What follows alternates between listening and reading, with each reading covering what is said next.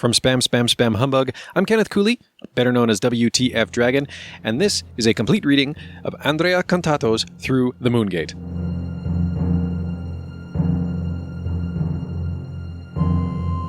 Chapter 15.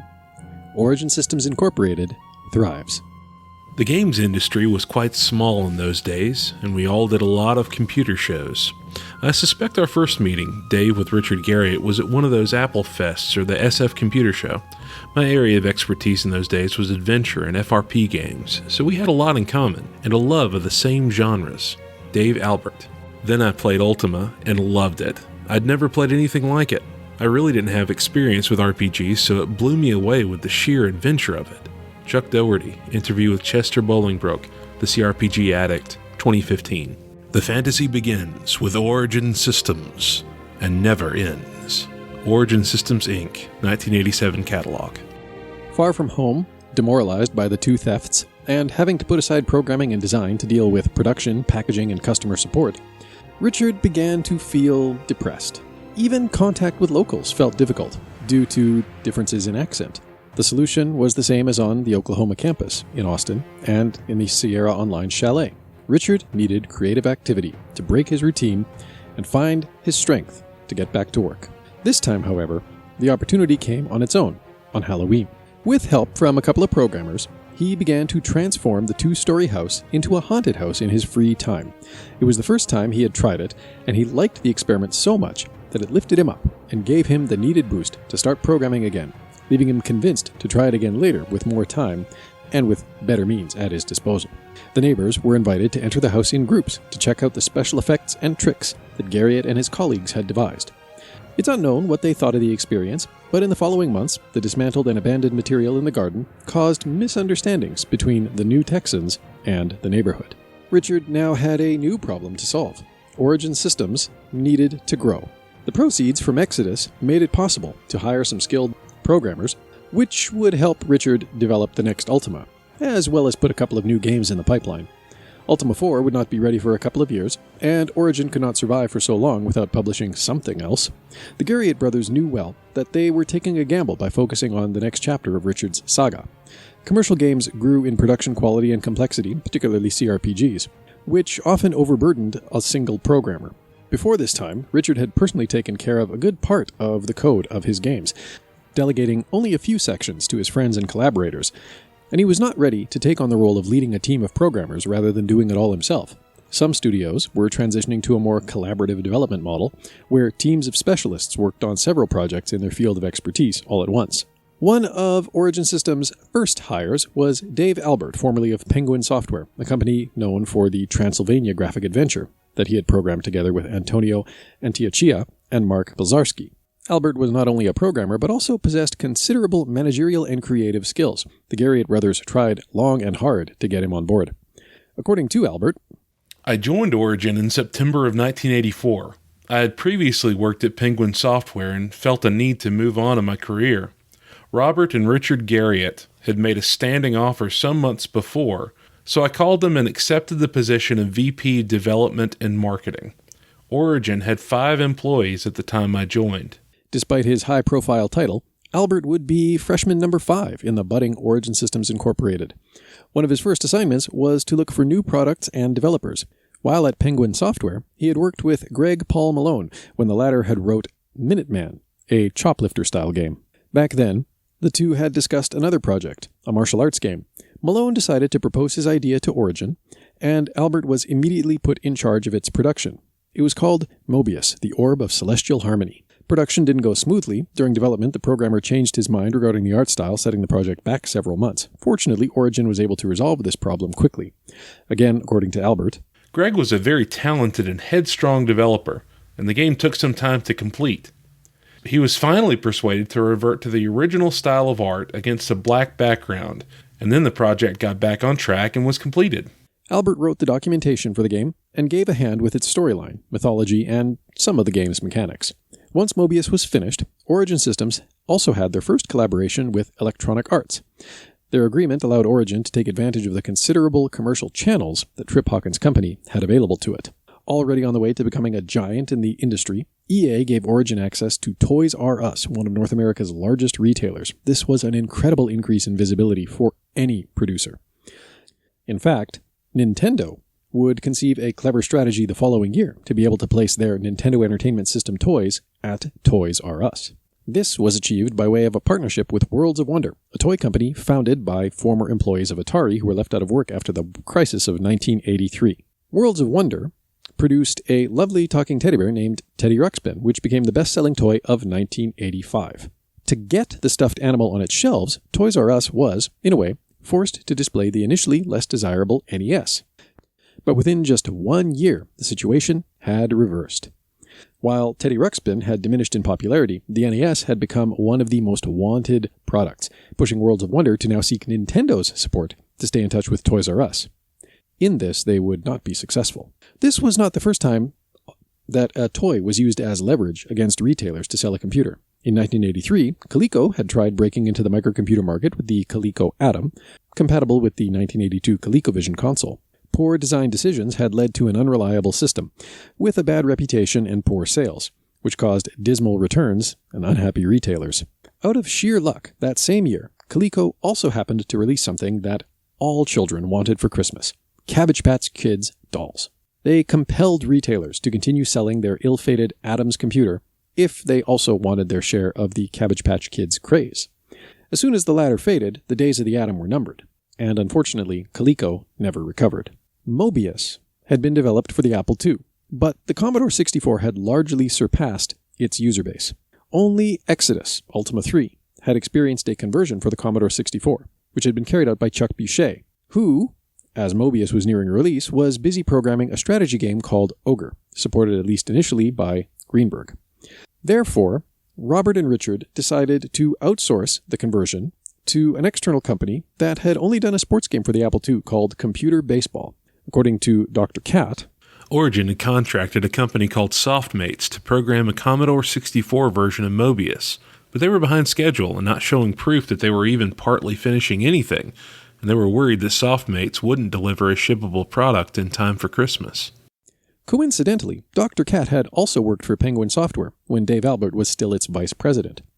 Knowing the programmer's skill and familiarity with Commodore's platform, Albert suggested that Dr. Cat should be commissioned to convert Mobius.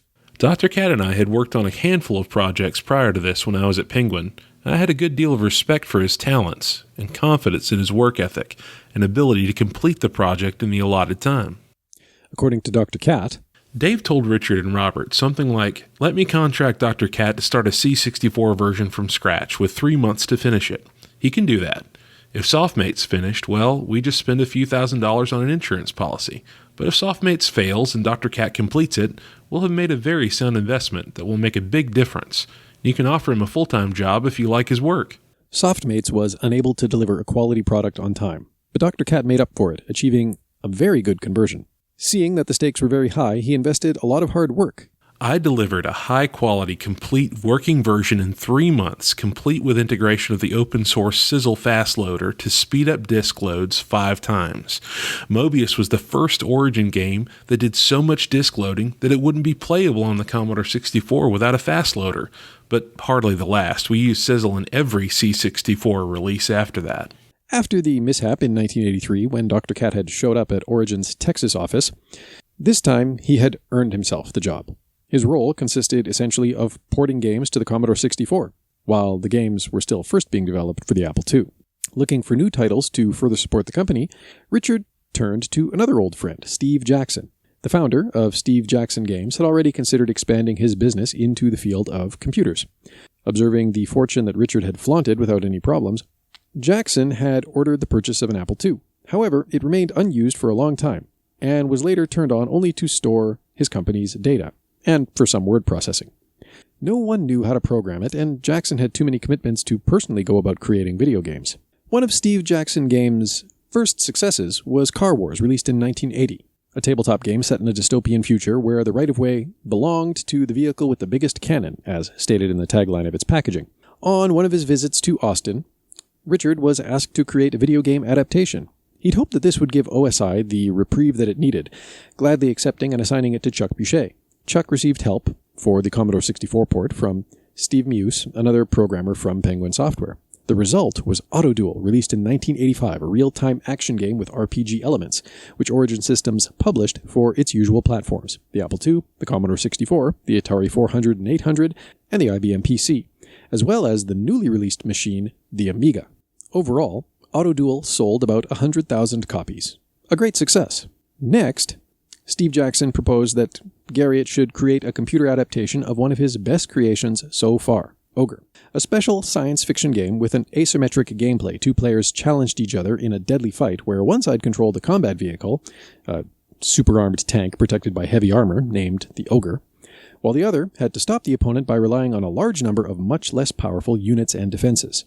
Origin was now using Feelies consistently in all of its game packaging, and in Ogre, they opted to include an identity card that classified the bearer as a member of the command staff for the 6502nd Infantry Division, the 2033rd Armored Division, the 8088th Ordnance and Service Tech Division, or the AI Programming Division, among other things. The card was sensitive to radiation and would change color when exposed to gamma rays, or at least so it was written in the game's instructions.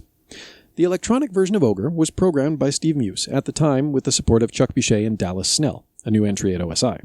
The latter had, until then, several experiences in video game programming, mainly as a freelancer. He had been the chief programmer on the graphic adventure The Quest, produced by Penguin Software in 1983, their best-selling title, created in the wake of the success of Roberta Williams from Sierra Online. Snell was a good programmer, and already had several commercial successes to his credit, yet Ogre would be his penultimate feat as a developer, after which he would become a key player at OSI, first as a producer, and later rising to the highest levels of the company. The development of Ogre was particularly demanding for the artificial intelligence capable of handling the turn-based game's complex system of rules. Ogre could be played by a single player against the computer or by two players via a hot seat system, i.e., taking turns at the computer's controls. To give players a challenge, Albert put a good part of the available programmers to work. OSI was still small, but very dynamic. Equipped with a handful of core technicians, the company had a secret weapon. Its offices were home to a number of independent developers and programmers. By providing infrastructure, office space, and logistical support, Origin functioned as a sort of startup incubator, as we would call it today. In 1986, there were two unofficially employed programmers working independently on their own projects, and at the same time contributing to Origin's other titles, Stuart Marks and Paul Neurath. Snell, Marks, and Neurath implemented Ogre's AI. Garriott and Boucher helped the programmer with suggestions, changes, and an in-depth playtesting that also involved Jeff Hillhouse and Steve Jackson himself. It was a great effort that made an impression upon Dave Albert's memory. My particular favorite endeavor of that era was the work done by all the devs on AI for the Steve Jackson game Ogre. After weeks of work, it was demonstrated that there was a slight imbalance in the game design that favored one side of the game, Supertank versus conventional forces. As a result, Steve Jackson also slightly retouched some of the features of Ogre Mark V in the next edition. Placing itself in an even smaller niche than Autoduel, Ogre was not as successful as hoped and sold around 10,000 copies.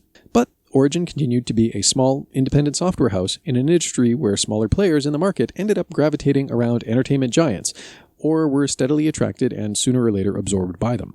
Despite its modest size, OSI's influence on the market was disproportionately strong.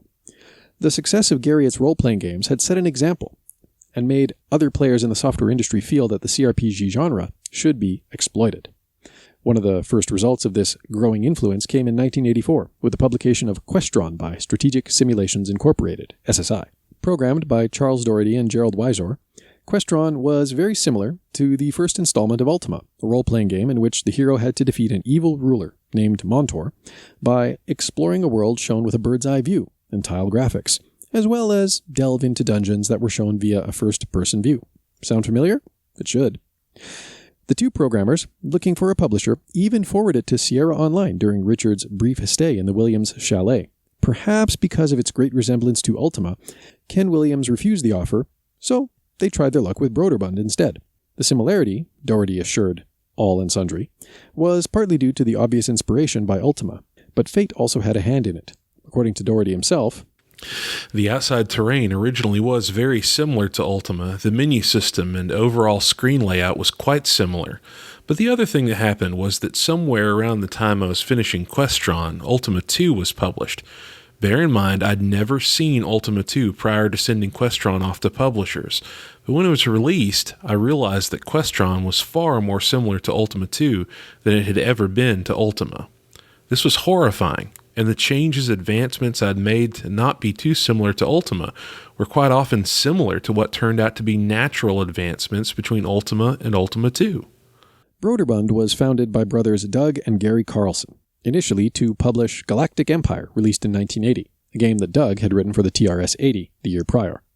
They experienced 4 years of continuous successes before becoming the 10th largest company in the market for microcomputer software in 1984, according to InfoWorld magazine.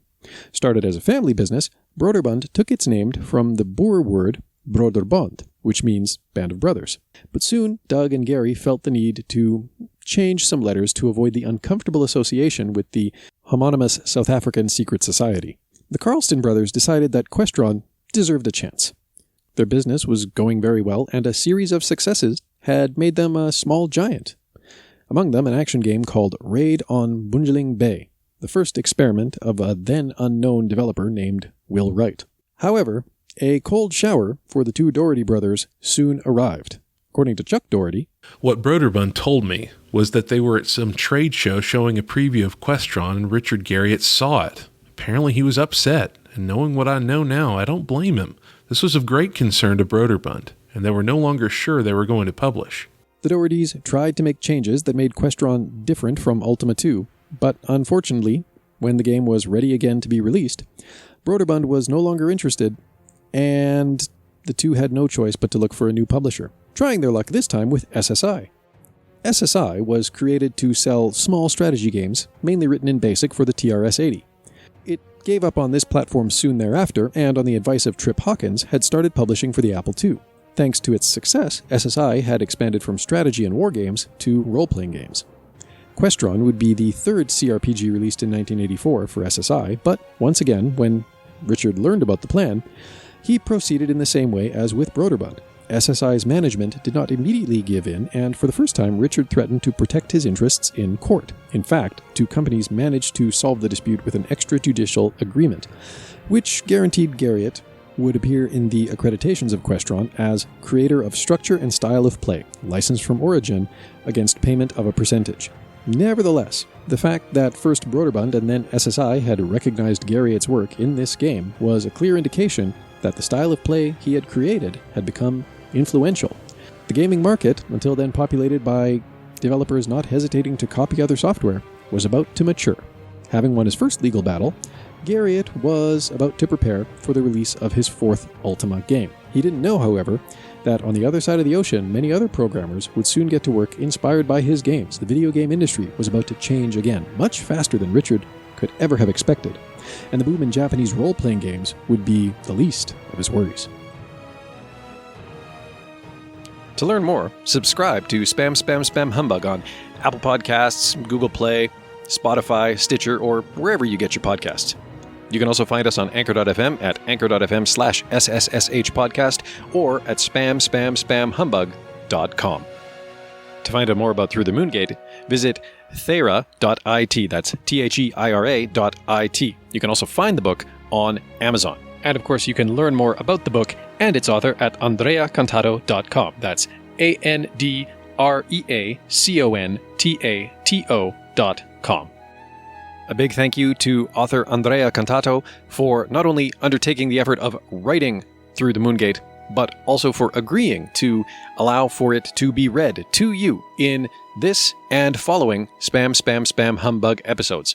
Tune in a couple weeks' time for the next chapter.